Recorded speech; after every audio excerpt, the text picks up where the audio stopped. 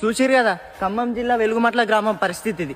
ఉన్నవాడు మేడ మీద మేడలెన్నో కట్టుతుంటే ప్రజాపాలన ప్రజాపాలన అన్నారు కదా సార్, ఇది ప్రజాపాలన కాదు, ప్రజలను మట్టు పెట్టే పాలన అంటే బాగుంటదేమో. పేదవానీకున్న నీడ నేల కూలి చెదురుతుంటే అన్యం పుణ్యం తెలివనికి పేదల పైన మీ అరాచకం. చూడవే పేదల కలిపోరు రాజ్యమున రాజ అట్లనన్నా మీ ఇంట్లోకి వెళ్ళి ఇచ్చిన సొమ్ము అదేమన్నా భూదాన్ వాళ్ళు ఇచ్చిన భూమి అది, దాన్ని కూడా అక్రమంగా మీరు లాగేసుకుంటున్నారు, మట్టి కొట్టుకపోతారు. రాజకీయ జెండాలు తప్ప మరేది మారదే. ఒక్కొక్క ఇల్లు పరిస్థితి చూసుంటే కండ్లకెళ్ళి నీళ్ళు వస్తున్నాయి, కనీసం ఆ సామాన్లు కూడా తీసుకొనియలేరు, అక్రమంగా గులగొట్టారు. కారులోన దొరల జోరు కాలే కడుపుతో తిరుగునొకరు.